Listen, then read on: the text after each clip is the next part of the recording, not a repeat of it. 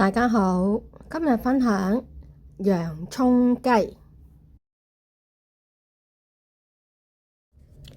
材料有1/4隻雞、半個洋葱、2粒蒜頭、幾條蔥仔、普通蠔油。先將洋葱打橫平均切開3段，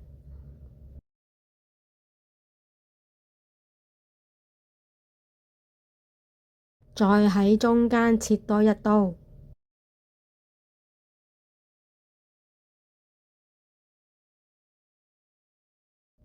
蒜頭全部切片，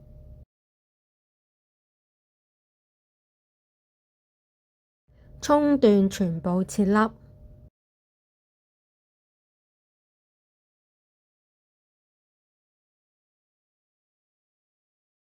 先將隻雞洗乾淨，抹乾水就可以切，沿住較位切落去就得㗎喇。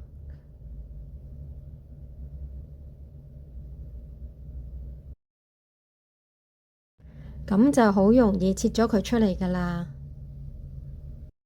雞翼尖位都係沿住較位切佢出嚟，咁雞翼位置都係沿住較位切。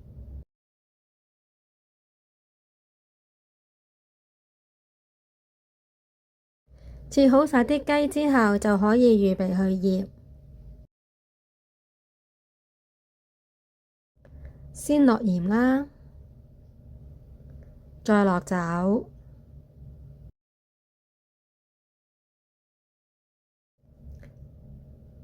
然後撈勻佢，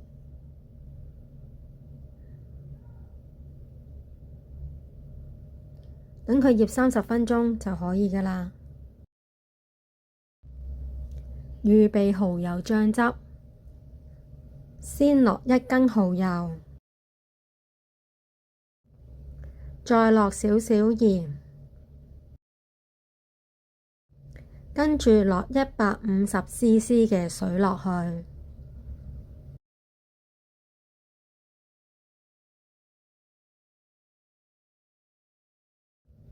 然後攪勻佢，就可以備用。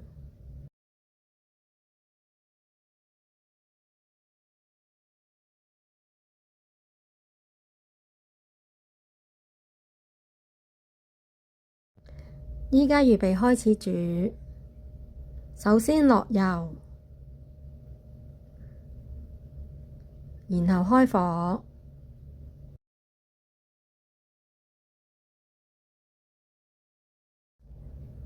先煎雞皮嗰邊先，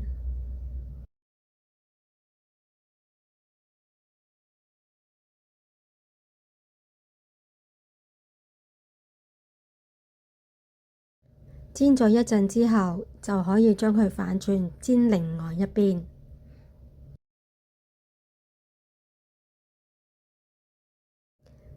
依家由佢慢慢煎，煎咗一段時間之後，就反下佢，務求煎到兩邊都要金黃色。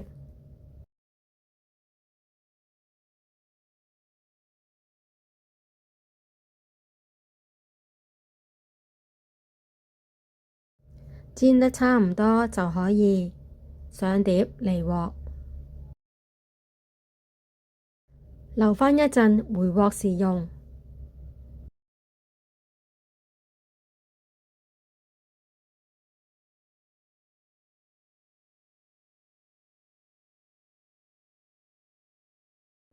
趁住油熱，依家落洋葱落去，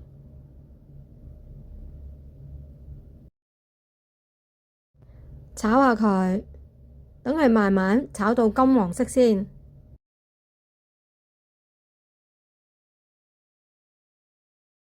炒咗一陣，你會見到啲洋葱開始有焦黃色，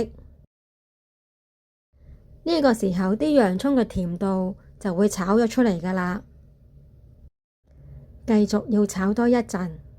因為個顏色未夠焦香。依家可以落蒜頭，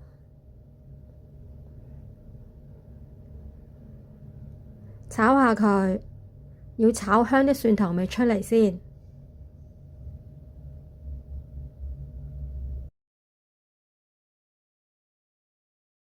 再將雞回鑊，跟住兜勻佢啦。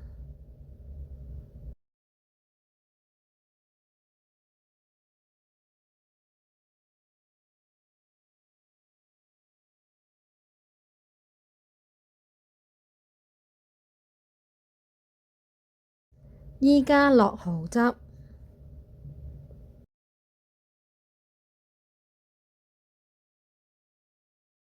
等佢先煮一煮，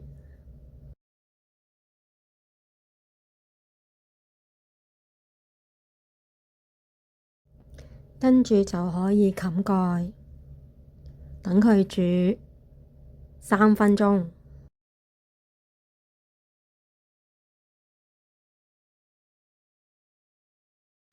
3分鐘之後，打開個蓋睇睇，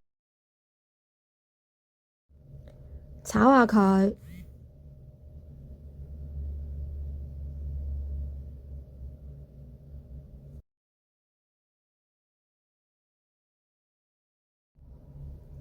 呢個時候可以試味，如果試到偏淡，可以落鹽。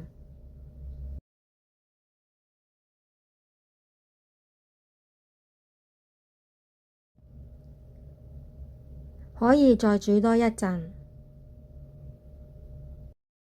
等佢再收乾少少水。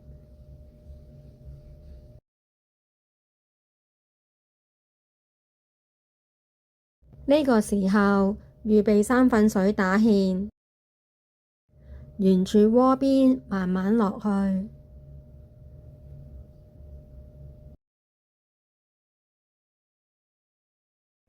再推下佢，炒下佢，等啲汁收得更結身。你會睇到入邊已經冇乜水分㗎喇，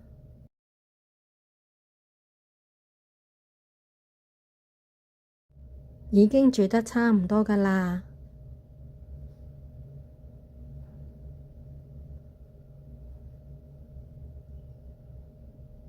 可以熄火，已經煮好喇。